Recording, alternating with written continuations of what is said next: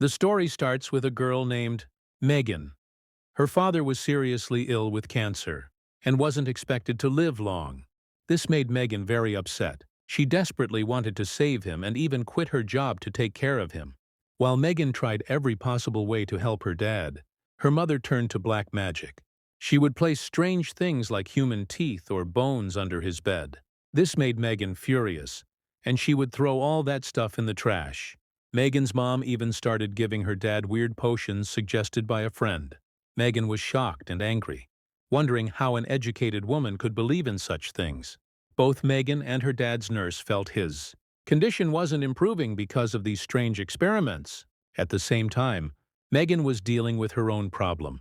She needed money that her dad had promised her. But now, because of his illness, all the money was in her mom's control, and she didn't know how to ask for it. Megan didn't know how to ask her mom for money while her dad was so sick. But finally, she gathered the courage and asked. Her mom refused, saying she didn't have any money left. Everything was being spent on his treatment. Her mom was also emotionally worn out, so Megan gently told her to take a break and go out for a while, and she would take care of her dad. But as soon as her mom left, her dad's condition got worse. He started calling out for his wife, saying he was in a lot of pain. Megan got scared and quickly gave her dad his medicine. While doing that, she heard footsteps or knocking sounds coming from the upper floor, like someone was walking around. She thought it might be her sister. Feeling overwhelmed, she went to the bathroom to wash her face and hands. There, she sadly remembered childhood moments when her dad used to feed her. But when she came out crying, she was shocked to see her mom giving medicine to her dad, right after she herself had just done that. Megan got angry and told her mom she should have asked before giving more medicine. Now he'd been overdosed. Megan said there was no other option. They both had to stay with him that night. So Megan, her mom, and her dad all slept on the same bed. The next morning, when Megan opened her eyes, she saw that her dad had passed away. She panicked and woke her mom, bursting into tears. Together they gently closed his mouth and eyes. Megan was devastated, but something felt off. It seemed like her mom didn't care at all. Megan began to wonder, did her mom even love her dad? Now Megan was stressed, realizing she had to arrange her dad's funeral. When she went to talk to her mom, she noticed her mom quickly went upstairs after seeing her. Megan quietly listened to her mom's phone call. Her mom told someone that her husband should return and meet her, and asked them to come quickly. Megan rushed in and asked her mom who she was talking to. "Was that the ambulance? Have you arranged anything for Dad's funeral?" Megan asked, but her mom didn't answer. She casually started making coffee and told Megan to play some music. Megan was stunned and asked, "Mom, do you even realize what's happened? Dad is gone, your husband is dead, and we need to hold a funeral." Suddenly her mom snapped and shouted, "Stop it! That's not going to happen. We just need to keep your dad's body cool." Then she left the room. Her mom said, "He'll come, and your dad will live again." Megan felt dizzy hearing this. What was her mom even talking about? She started to think maybe her mom had lost her mind. Then her mom told her, "I know someone who can bring the dead back to life." Megan tried to tell her this was impossible, but her mom snapped, saying, "If you won't help me, then for God's sake, leave." Upset, Megan walked out of the house and started crying. Suddenly she got a call.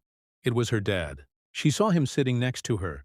Her dad told her, "What your mom is doing, let her do it. Support her. If you stop her, she'll think you're against her." Megan finally understood. She went back inside and told her mom, "Tell me what to do." She agreed, not because she believed in it, but because her dad had said, "Once I'm gone, your mom will see this is all meaningless, and she'll stop believing in it." Her mom seemed relieved that Megan was now helping. She told her the first step. They had to completely clear out the hall, not leave a single thing. After that, they covered all the windows so no light could enter the house. While Megan was covering one of the mirrors, she saw a shadow inside it. She quickly turned around, but no one was there. When she looked back at the mirror, the shadows had multiplied. She turned on the lights. Again, no one. Scared, she quickly covered all the mirrors with cloth, just like her mom told her. After that, Megan's mom gave her a strange outfit to wear. Megan put it on, and they both waited for the man her mom had called. Hours went by and he still didn't show up. Megan got frustrated and told her mom, "I think these people are all fake." Her mom got angry and shouted, "You should just leave. You don't want your dad to come back. You don't want to help me. You're only here to stop me."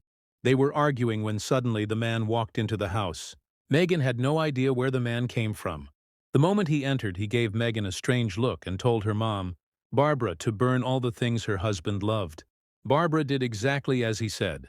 Megan didn't like it, especially when she saw a photo of her and her dad among the items. She begged her mom not to burn the photo, but Barbara did it anyway, saying, "These are just things. If your dad comes back, what do they matter?" Barbara said, "If your dad's alive, these things won't matter." After burning everything, Barbara and Megan went back inside. The man asked for a bag, and Barbara brought it quickly. Megan didn't know what was inside until she saw it was filled with money. The man burned it all. Megan was furious. She needed that money badly, but her mom burned it like it meant nothing. She tried to stop them, but no one listened. That money was her father's entire life savings. In just a minute, all the money was turned to ash. The man used the ashes to draw a circle on the floor and wrote strange things around it. He also lit several candles around the room. Megan was growing more and more upset. She didn't want to be part of any of this, so she stepped out. But then, once again, she got a call from her dad. He told her to stay and support her mom. She was going through a hard time too. When Megan went back in, the man invited her into the circle. He said it was for protection. Megan asked, "Protection from what?" Her mom explained, "To bring your dad back, we need to perform a ritual. We'll place his body inside this circle and make a sacrifice. That will open a path to the spirit world. But once we enter, many souls will try to attack us. This circle will protect us. While there, we'll need to protect ourselves and make another sacrifice. Then we can return to this world with your dad's soul. And then," her mom said, "your dad will come back to life." The man began the ritual. While chanting, he grabbed Barbara's hand and brutally cut off one of her fingers as a sacrifice. Then he turned to Megan. She was terrified, but he grabbed her hand and cut off one of her fingers too. The pain was unbearable. She fainted. When she came to, the man was wiping her tears. With a knife, Barbara said, "It's time for your dad to return. Come on, hold my hand." When they held hands, they started chanting the mantras the man had taught them. Soon they crossed into the spirit world. When they opened their eyes, everything in the hall had changed. The man's face now looked torn apart, like it had been shredded. Then a dark force came and dragged him away. Megan wanted to help him, but her mom warned, "Don't leave the circle, or we'll be trapped here too." Megan looked around and saw her dad's body was no longer in the circle. She panicked. Looking around, Megan realized the souls had dragged her dad's body away. One of them had even taken control of it. Now the spirits wanted to attack Megan and Barbara too. They didn't know that. They just wanted to get her dad's body back inside the circle. To distract the spirit guarding it, Barbara cut her own finger, letting the blood drip, and called out to it, because that soul was her husband. Megan was inside the body now, trying to drag it back into the protective circle. But the spirit couldn't enter the circle. While Barbara was trying to pull her husband's body back in, her foot accidentally stepped outside.